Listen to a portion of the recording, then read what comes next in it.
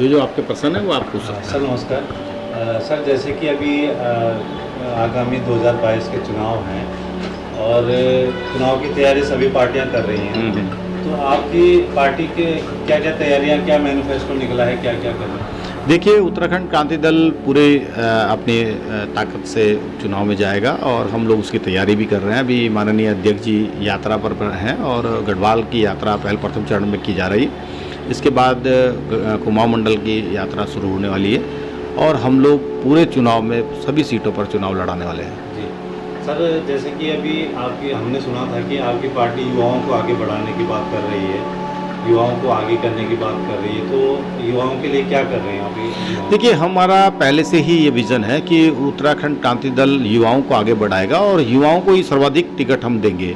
और विधानसभा चुनाव ज़्यादातर आप देखेंगे सभी सीटों पर तो ज़्यादातर युवा लड़ेंगे और महिलाओं का भी उसमें प्रतिभाग हम इस बार कराने जा रहे हैं। जी सर, एक और है कि अभी आपकी पार्टी ने अभी ये गोधाम का लोकार्पण किया है, तो गोधाम के लिए आप क्या क्या कदम उठाएंगे? देखिए सकलानी जी, हम लोगों ने जब राज्य बना तो राज्य बनने के बाद शायद 2001 या 2 में जो अभी वर्तमान में संधू जो चीफ सेक्रेटरी हैं, तब नगर निगम के एमएनए हुआ करते थे।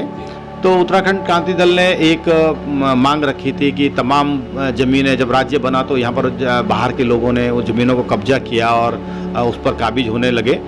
तो सैंतारा रोड में एक जगह है, आपने देखा होगा एकता विहार के नीचे जो खाला है उस पर बाहर के लोग कब्जा कर लेते। तो उत्तराखंड क्रांति दल ने उसका विरोध किया। हमने कहा ये सरकारी भूमि है, इसका उपयोग किया जाना चाहिए।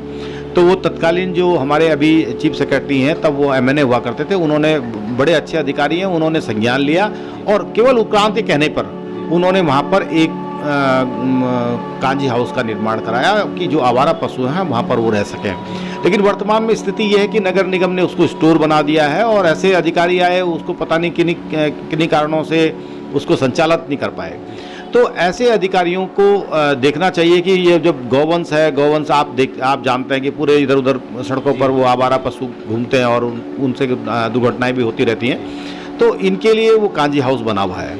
उत्तराखंड क्रांति दल भविष्य में मुख्य सचिव से मिलेंगे हम और उनसे बताएंगे कि ये आपकी योजना है, ये अधर्म है, ये जैसे भी अधिकारी आए उन्होंने इसे बट्टा लगा दिया और ये आज हाशिया पे चला गया है। तो उस कांजी हाउस को स्टार्ट कराने का प्रयास उत्तराखंड क्रांति दल करेगा। कि हमने देखा है कि अभी भी काफ़ी, चाहे वो प्रेमनगर क्षेत्र में, काफ़ी क्षेत्रों में गौवंश सड़कों पर घूम रहा है और दुर्घटना का कारण भी बन जाता है।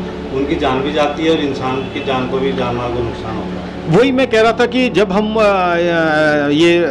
हमारे एमएनए साहब थे, चीफ सेक्रेटरी, तो इन्होंने खुद दौरा किया था उसको और पूरे खाले का जहाँ पर हम धरना स्थल आज बनाया हुआ है, उससे ऊपरी जो एरिया है उसको पूरा उन्होंने कांजी हाउस के लिए आवंटन किया हुआ है और मैं समझता हूँ कि वो अभी भी पूरी जगह कांजी हाउस के लिए है।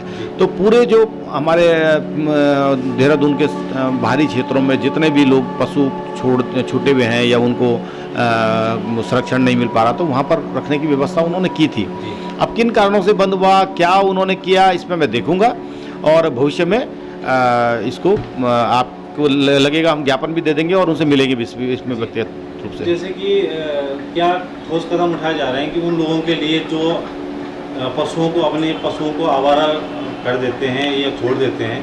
देखिए, ये नैतिकता है इसमें विद्यमान है। जब वो पशु जवान होता है तो दूध अब उसका यूज़ कर लेते हैं और जब वृद्ध हो जाता है तो उसको छोड़ देते हैं, आवारा पशु की तरह छोड़ देते हैं और उसको बांधना उनको भारी पड़ता है, उसको खाना खिलाना उनको भारी पड़ता है और ये सभी समाज के लिए दुर्भाग्यपूर्ण स्थिति है।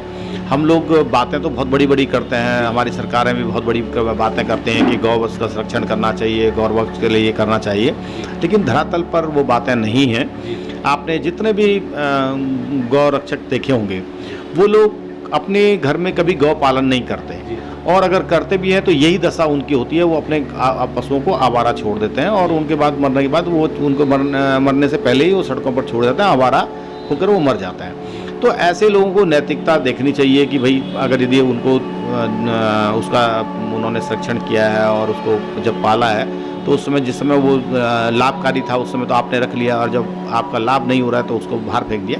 तो ये नैतिकता वाली बात है, इसको भी लोगों को देखना चाहिए। सर एक क्वेश्चन और है, जैसे कि अभी जो सभी पार्टियां अपना अलग अलग दावे कर रही हैं, अलग अलग जनता को लुभाने की बात कर रही है, तो आपकी पार्टी देखिए साफ सीधी बात है कि भारतीय जनता पार्टी, कांग्रेस, आम आदमी पार्टी झूठे अमले और जमलों से राज्य की जनता को भ्रमित कर रहे हैं। उत्तराखंड क्रांति दल के पास ना तो झूठे वादे हैं ना झूठे इरादे हैं। हम लोग सीचे सच्चे और ईमानदारी से राजनीति करते हैं। हम लोगों ने पहले ही बताया है, हमारे पास हमने बताया कि राजधानी गैरसैंण होगी, वो क्यों होगी, पहाड़ का विकास राजधानी गैरसैंण में विद्यमान है। हमने कहा पलायन कैसे नहीं रुकेगा, पलायन आपको उद्योग वहाँ लगाने पड़ेंगे, छोटे छोटे कुटीर उद्योग लगाने पड़ेंगे, आईटी सेक्टर में पहाड़ में काम करना पड़ेगा, आपको वहाँ के जो प्राकृतिक संसाधन हैं उन पर हमें रोजगार उपलब्ध कराने पड़ेंगे। तो ऐसी पहले हमने प्लान बनाया है, हम कुछ फ्री में देने वाले नहीं हैं। हम लोग, हमारा पहाड़ ही इतना उत्पादन उसमें हो सकता है कि हम फ्री की जरूरत ही नहीं हमें। बिजली हमारा उत्पादन है, बिजली पर हमारा अधिकार होना चाहिए, उस पर हमारा रोजगार होना चाहिए। जब विद्युत परियोजनाओं पर हमारा अधिकार होगा तो हम फ्री किसके लिए मांगेंगे। जब हमारे को अर्निंग अच्छी होगी, हमारा प्रत्येक परिवार, हमारे 50,000 मेगावाट क्षमता हमारी नदियों में उत्पादन की है, अगर इतना उत्पादन हमारे लोगों के पास रहे, ये बाहरी कंपनियों पे ना रहे, तो किसी मैं समझता हूँ कि उत्तराखंड का प्रत्येक